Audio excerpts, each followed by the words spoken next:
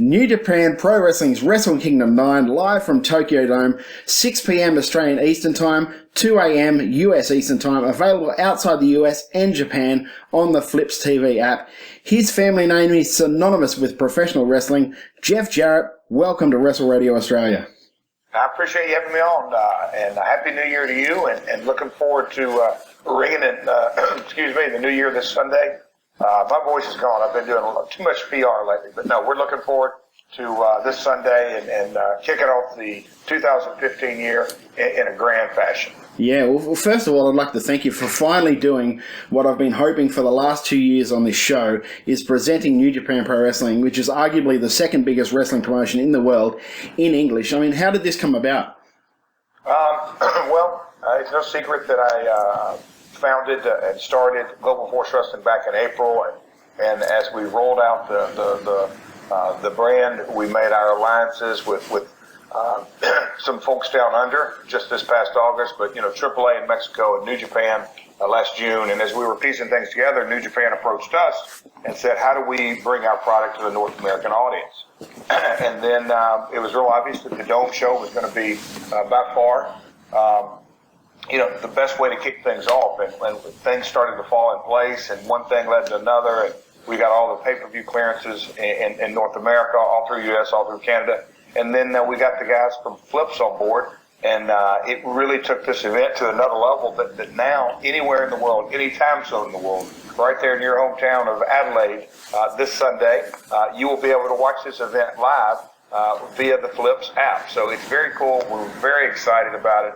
It has become the most widely distributed pay-per-view in the history of professional wrestling. So we're very excited about that. Yeah, and not only that, I mean, to get Jim Ross and Matt Striker to be calling the action, that's just amazing. You must be so happy that sort of team has fallen into place for you. Well, when we had the opportunity to get Jim Ross, it was a no-brainer. Excuse me. But yeah, we jumped on that possibility, and he's the voice of today's generation of wrestling fans. And when you team him with Matt Striker, and they've worked together in the past, and Matt is very, very knowledgeable about New Japan, not just the 10 matches he's going to be calling Sunday, but from top to bottom, the historical presence of New Japan going back 40 plus years, the titles, the lineages, the who's who that's wrestled there, from Hulk Hogan to Stan Hansen to Jimmy Snuka, Andre the Giant. The list goes on and on. So it truly is a global event. Yeah, that's what I found. I've always found, like, watching the highlights of New Japan, that I love the action, but I couldn't sit through a whole show just because of the commentary would throw me off. So the fact that you've got this is awesome. I appreciate it. And I Jim Ross had a great quote a couple of weeks ago when he said the wrestlers will write the music and he's going to write the lyrics. And that's very appropriate because Jim has a lot of emotion. He's called main events from WrestleMania to Monday Night Raw on down. And for him to be calling, and he said in one of the videos on globalforcewrestling.com that this may be the very best main event that he's ever called. And that's big. That's really telling of how big this event is. It's an event on par with WrestleMania. Yeah, that's exactly right. Now, is this what Global Force is going to be, where you present different wrestling from around the world, like Wrestle Kingdom 9, or will you have your own roster and more of a traditional promotion? And if so, what sort of timetable do you envision for that to come to fruition? Well, we're going to continue the rollout in 2015, and the answer to your question is both. We're going to continue to partner and have partnered and have an alliance and looking forward to talent exchanges, but we're going to be our own, I guess you'll call it fully functioning promotion as we roll things out in 2015. But we've been very methodic about creating brand awareness and taking it step by step, and just making sure that as we bring our product to market, that it's clearly defined how we're different, what we're about, and things like that. You've also established partnerships, like you said, with Australian promotions like our own Right City Wrestling here and EPW in Perth, Wrestle Clash and PWA Australia. Now, will they and others around the world act like a feeder system to the new promotion, or what is the plan for, obviously those like AAA and New Japan will be a different story, but for the smaller promotions, will they act like your feeder sort of territory, if you will? A little of both. I mean, they're independent promotions, obviously, and they've got great talent, and so we have a fundamental philosophy that's different than what's been seen in the past, in that we want to help other promotions and not only recognize them, but help promote them and have talent exchanges. And if there's a great piece of talent in any of these independent promotions, obviously we would want them on the Global Force roster. Now, compare starting up TNA with what you're doing now with Global Force. Like, just how different is it? Well, technology has changed the world, not just wrestling. It's literally changed the world, and the audiences are so much more connected than they were 12 years ago with the technology, with social media specifically, with Twitter and Facebook and Instagram. In that, the wrestling fan bases can literally, I'm not to tell you, I'm sitting in my office in Hendersonville, Tennessee, and you're sitting in a beautiful city in Australia, Adelaide, and we're conducting this interview. So the world is just much more connected, and fan bases are connected, and wrestling fans, I know firsthand, growing up in this business, I can remember back to the early days, getting magazines or trading tapes and seeing different things from around the country that they want to be connected. And so it's a completely different time. And also it's a different era in wrestling. When TNA was founded, WCW just went under and closed up shop and was bought out. In 2014, as we head into 2015, there's New Japan coming on Access Television in the States, Lucha Underground, Ring of Honor has their syndication deal. The landscape globally is obviously much different. AAA, who I've worked with for many, many years, they're a red-hot promotion. And then I don't have to say how hot New Japan is. This Sunday, we're expecting over 50,000 fans at the Tokyo Dome. It's an epic show. And what do you actually think of the new TV deal with TNA with Destination America? Hats off to them. Congrats. I don't think it would have been good for the wrestling business for them to not get a deal. So congrats to them. I wish them nothing but the best. Now, back to Wrestle Kingdom, and you're in a six-man tag with the Bullet Club with Bad Luck Fale and Takahashi. Yeah. How's the body feeling after a relaxed schedule over the last few years? Very good. I've trained very, very hard the last 6-8 weeks. I've taken a couple of matches, one down in Memphis, Tennessee, and one up in New Jersey, and just, getting the ring rust, so to speak, off. But we definitely have our work cut out. I specifically do. Kojima and Tenzin are they're Hall of Famers. Those guys are on their own right. They've been IWGP heavyweight champion. They've been IWGP tag team champions together. And so the six-man tag is a stacked match, as well as every other match on the card. Like, there really is something for everyone on this card, even though not familiar with Japanese wrestling, when you've got AJ Styles and the Young Bucks, and even some Aussie guys on there with Mikey Nichols and Shane Hayes, TMDK. What, aside from your own match, are you looking forward to seeing the most? Well, the Young Bucks, who I consider at this time the very best tag team in the business. They're very, very good, very, very athletic. Obviously, they're brothers, but I think that takes them to another level with their timing and ring sense and ring savvy. That match, the Four Corners match with Red Dragon and Time Splitters and Forever Hooligans, that's really going to be new age wrestling, is I like to refer to it. And then the AJ Styles single match will be off the charts. He always takes his game to another level on the biggest stage of all. And then the main event, Okada and Tanahashi, is going to be a main event for the ages. And to circle back what I said, Jim Ross talking about it may be the very best main event he's ever called. That's huge. That's just huge. Now, this is a question from my co-host, Josh. He couldn't actually be with me today. He grew up watching wrestling during the New Generation era of the WWF and was a huge fan of your rivalry with Razor Ramon over the Intercontinental title. Can you share some of your thoughts on those matches and Scott Hall as a performer?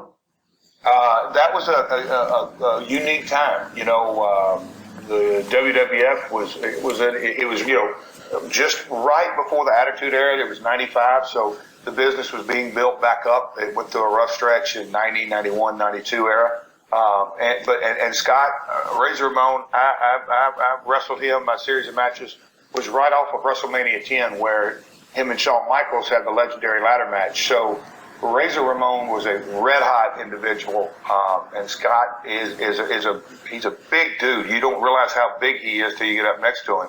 But a fantastic wrestler.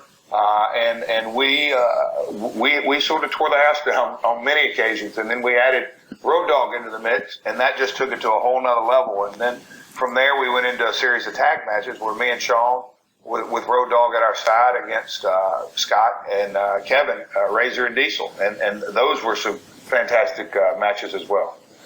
Not anything compared to what they're going to see this weekend, though, or this Sunday with Global Force Wrestling presenting Wrestle Kingdom 9. Now, just a couple of rapid-fire questions. What's your favourite run been so far? Favorite what? Favourite run in the business so far? For me personally? Yeah. Oh, wow. It'd be tough. There's different eras of my career early. Back before I went to the WWF, had a series of matches with Jerry Lawler, tag matches against the Moondogs. And they were hardcore matches before it was really, really called hardcore, but it was definitely hardcore. And then the series of matches we just talked about with Shawn Michaels and Razor and Diesel, and then you get into the WCW when I first became World Heavyweight Champion, and that's something that every kid who gets in this business dreams to become a world champion. And I got that fortunate enough to get that opportunity and won the belt 4 times. And then you get into the TNA era, and that was, for so many different reasons. Wrestling and non-wrestling was a really unique time back in the early days when the fanatics of TNA wrestling were just off the charts. And then just most recently, a couple of years ago, I had a series of matches against Kurt Angle that I think were some of the best of my career. Yeah, it's a different feeling when when you're either in a match or when you're seeing a match that you've helped progress or you've put the story forward. I think I can understand what you're saying. We're just different phases are different. What's your favourite match of your career, if you could name one? It's too much. Too hard. Those eras of my career were definitely the highlights. But to really name one, to me, it's too difficult. Now, you're in the process of starting up your own promotion. If you could pick anyone in the world to be your franchise of your promotion, who would you pick? I'm not going to let if I let that out. I think that would be counterproductive to the Global Force Wrestling. But I've got my eyes on several guys. The free agent talent pool is so deep, and quite honestly, I couldn't give you one answer because I believe the talent pool, and I take it, you've got to have a healthy roster of this day and age from top to bottom, and there's no doubt that's going to exist. Just a matter of fact that the free agent market is so deep. I'm actually a really big fan of tag team wrestling, and I just love how deep that pool is in the independent circuit at the moment. Just so many good teams, like with your Forever Hooligans and your Young Bucks and your Red Dragon. Even I'll throw the Aussie boys in there, TMDK. Just so many good young tag teams that are just waiting to come out. It was just awesome to see. I couldn't agree more. And tag team wrestling, what I grew up on here in the Tennessee area, was always a really big part of it. And then it's ebbed and flowed through the years, and at TNA several years ago, America's Most Wanted, the tag team division was really, really strong. So I'm a huge believer in tag team wrestling. Awesome. Now, finally, when you wrestled in Australia, you smashed good friend of the show, Rove McManus, over the head with an infamous guitar. How many guitars do you reckon you've gone through in your career? I don't know, but I can tell you this. When I got Rove back 10, 12 years ago, that was one of my highlights. I've hit Gary Coleman. I've hit Beetlejuice at the Howard Stern Show, and Moolah years ago. But Rove ranked right up there at the top, and the Australian fan base still remembers that fondly to this day. And I made his appearance. I made an appearance on his show years ago, and that was still talked about. But no, Rove is definitely a friend of Global Force Wrestling. He was gracious enough to give us a quote for our rollout down under, and when we put the press release out. So he's a good man. Yes, yeah, he really is. Anyway, what we're here for, January the 4th, New Japan Pro Wrestling and Global Force Wrestling presenting Wrestle Kingdom 9 live from the Tokyo Dome. Main event, of course, is the IWGP Heavyweight Championship. Tanahashi against Okada, which will be an absolute classic, folks. Do not miss it. 6 p.m. Australian Eastern Standard Time, 2 a.m. US Eastern Time. There's also replays for the American pay-per-view, yes? Yes, there's replays the entire month on Direct and Dish for any North American listeners. The Flips app has the replay as well.